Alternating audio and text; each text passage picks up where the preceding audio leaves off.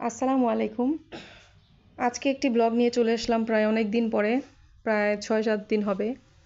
তা আসলে কয়েকদিন ধরে অসুস্থ থাকার কারণে ভিডিওগুলি দিতে পারছিলাম না। তা আসলে যত ব্যস্ততায় থাকি বা অসুস্থতা থাকি না কেন, আমাদের কিন্তু কাজ চালিয়ে যেতেই হবে। তো আমার কয়েকদিন ধরে আসলে প্রচুর ঠান্ডা লেগেছিল। তো আর ভিডিও টিডিও দিতে পারছিলাম না, কাশিও ছিল, প্রচণ্ড কাশি ছিল। তো সবাই একটু ক্ষমার দৃষ্টিতে দেখবেন। তো কাজ তো আসলে করে যেতেই হবে, যত কষ্টই হোক। তো আমি সকাল সকাল উঠে আসলে বিছনা টিছনা গুছিয়ে নিচ্ছিলাম। আর এই ভিডিওটা হচ্ছে ২-১ দিন আগের ভিডিও। আসলে আমরা যারা ইউটিউবে বা ফেসবুকে কাজ করি, আসলে প্রত্যেকেরই আসলে একটু ধৈর্য ধরে কাজ করে যেতে হবে।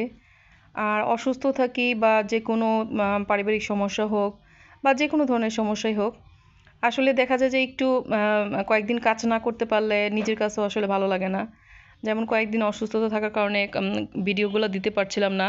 কিন্তু এমনি অন্য ভিডিও আপু ভাইয়াদের ভিডিওগুলি আমি দেখেছি। তো নিজের ভিডিওটা দিতে তো আসলে একটু প্রস্তুত থাকতে হয়। ভিডিও করা, ভয়েস দেওয়া, এডিটিং করা সব কিছু করতেই আসলে একটু সময়, ধৈর্য সব কিছুই প্রয়োজন। তো অসুস্থতা থাকার কারণে আসলে কয়েকদিন ধরে দিতে পারছিলাম না। তো আজকে ভাবলাম না, এখন একটু মোটামুটি আল্লাহর রহমতে শরীরটা ভালো আছে। তো কাজ কাজ তো আসলে চালিয়ে যেতেই হবে। তারপরেই তো রান্নাবান্নায় চলে আসলাম। তো আসলে ওই দিন আসলে একটু বৃষ্টি পড়েছিল। তো মুরগির মাংস রান্না করেছিলাম। আর বাচ্চাদের জন্য দেখা যায় যে কি প্রায়ই আসলে মুরগির মাংসটা রান্না করতে হয়। তো আমার আসলে কয়েকদিন আসলে ঠান্ডার কারণে দেখা যায় যে গলাটাও বসে গিয়েছিল। তো এর জন্য আসলে ভিডিওটা দিতে পারিনি অনেক দিন। তো কাজ করে যেতেই হবে, এর জন্য তো এখন আজকে মোটামুটি একটু ভালো ছিলাম। তো এর জন্যই আজকে ভিডিওটা দিয়ে তারপরে ভয়েস টয়েস দিয়েছি আর কি।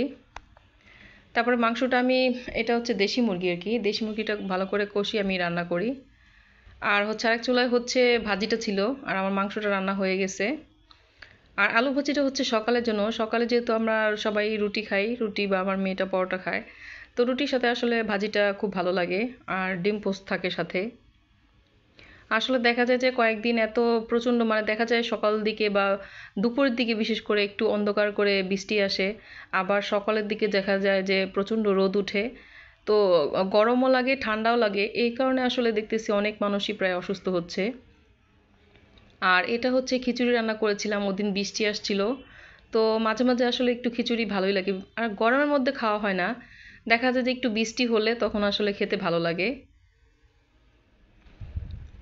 আর সাথে ছিল মুরগির মাংস। আর মুরগির মাংস দিয়ে আমার কাছে খুব ভালো লাগে এভাবে ঝোল, মানে দেশি মুরগিটা যেহেতু, দেশি মুরগির ঝোলটা দিয়ে খিচুড়িটা খেতে খুব ভালো লাগে। গরুর মাংস দিয়েও খাওয়া হয়, যখন থাকে তখন তো গরুর মাংস দিয়েই রান্না হয়। তো গরুর মাংস যেহেতু ছিল না, এর জন্য মুরগি দিয়ে করে ফেলেছিলাম আর কি। তো খিচুড়িটা কয়েকটা ২ প্রকারের মুগ ডাল, মাসকলার ডাল আর একটু ইয়েও দিয়েছি, মসুরির ডালও দিয়েছি অল্প। আর এদিকে আমার ভাজিটাও হয়ে গেছে। তো লাস্টে আমি আবার একটু করলাম কি যে একটু ধনেপাতা দিয়ে দিলাম।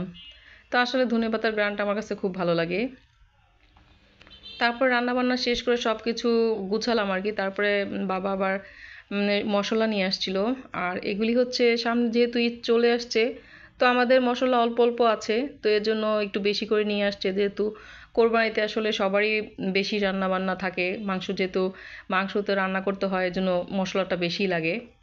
তো জিরা, তারপরে দারচিনি, এলাচ, লং, গোলমরিচ, তারপর আরও কয়েকটা আছে, আমি ওইগুলোর নামটা সঠিক জানিও না। তো এগুলি সব উঠিয়ে সুন্দর করে পরে রাখবো আর কি। এখন সব বের করবো, বের করে মানে কৌটাতে করে সব সুন্দর করে রেখে দিব। আর আর যেগুলি আছে সেগুলি এই কয়েকদিন চলে যাবে আর কি। আর এগুলি ঈদের জন্য রেখে দিব। আর ঈদের তো আসলে বেশি দিন নেই। তো আমি এটাতে করে কৌটাতে করে রেখে দিব। আর আগে থেকে কিনে রাখলে সুবিধা হয় কি, দেখা যায় যে ঈদের আগে কিন্তু দেখা যায় যে সবাই যেহেতু কেনাকাটা করে, দামটাও বেশি থাকে। তো এখন একটু মোটামুটি কমই নিয়ে আসছে। আর এলাচের দামটা কিন্তু প্রচুর নিয়েছিল আর কি। তো আমি আবার রান্না বান্না শেষ করে তারপরে রুটিটা বানিয়ে রাখি। কারণ দেখা যায় যে সন্ধ্যার দিকে মেয়েকে পড়াই, আর তখন আসলে এখন তো দিনটা বড়, দেখা যায় যে সন্ধ্যার আজান দিতে দিতেই 7:30 বেজে, 7টা 7:30 পড়তে বসতে বসতে এরকম লেগে যায় আর কি। তো আমি করি কি, দুপুরে রান্নাটা কমপ্লিট করে রুটিটা বানিয়ে ফেলি আর কি, যাতে পরে আর ঝামেলা হয় না আর কি। তো আমি আবার করি কি, একটা রুটি এভাবে রেখে দেই টিস্যুতে করে, সবগুলি রুটি একটা একটা করে বানিয়ে তার উপরে একটু আটা ছিটিয়ে রেখে দেই। আর একটা হচ্ছে মেয়ের জন্য পরোটা বানিয়ে রাখি, ও আবার দেখা যায় যে প্রায় প্রায় পরোটাতে খেতে চায় আর কি, তো হালকা একটু তেল দিয়ে ভেজে দেই, বেশি দেই না। আর আমি যে সিদ্ধ আটার ওইটাই ওকে পরোটাটা দেই, তো কাঁচা আটাটা দিই না, ওইটা আবার একটু শক্ত হয়ে যায়। তো এটা একটু আটা ছিটিয়ে রেখে দিলে কিচ্ছু হয় না, এভাবেই থাকে, ভালো থাকে। তো আমি আসলে সবসময় একদিন বা দুদিনও যায়, আর দুদিনের বেশি আসলে রাখাও ঠিক না, কারণ লেগে যায় একটার সাথে একটা। তো এর জন্য আমি যেহেতু নিচে একটা দুইটা টিস্যু দিয়েছি আর উপরে দিব দুইটা, যাতে ঘেমে না লেগে যায়।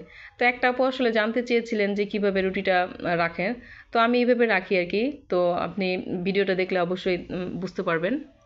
তো একটা একটা করে যেভাবে বানিয়ে তারপরে একটু একটু অল্প অল্প আর কি ময়দা দিয়ে তারপরে রেখে দিই, ময়দা বা আটা। তা আটাই দেওয়া হয়, ময়দা আসলে দেওয়া হয় না, যেহেতু আমি রুটিটা বানাই তো এর জন্য আটাটাই দেওয়া হয়। আর অনেক সময় দেখা যায় পরোটাটা করলে একটু ময়দা দেওয়া হয় আর কি। তো আসলে কয়েকদিন একটু দেখা যায় যে একটু মানে শারীরিক অসুস্থতার কারণে আসলে দেওয়াই হয়নি। তো দেখেন আবার এই যে গরম যায় ঠান্ডা যায়, তারপরও দেখা যায় মাঝে মাঝে এই জিনিসটা মানে এত ভালো লাগে। বাচ্চা বাচ্চা আমার ছেলেটা আর ওর বাবা বাইরে গিয়েছিল, তো এখান থেকে আবার নিয়ে আসছিল। আর আমি আসলে ভয়ে একটু খাইনি, কারণ প্রচণ্ড কাশি ছিল কয়েকদিন, অনেক ভুগেছি। তো যাই হোক ওদের দিলাম, তারপরে আমি আবার একটু রং চা করেছিলাম, রং চাটা খাবো। তো আজকে এই পর্যন্তই, সবাই ভালো থাকবেন, আমাদের জন্য দোয়া করবেন। আল্লাহ হাফেজ।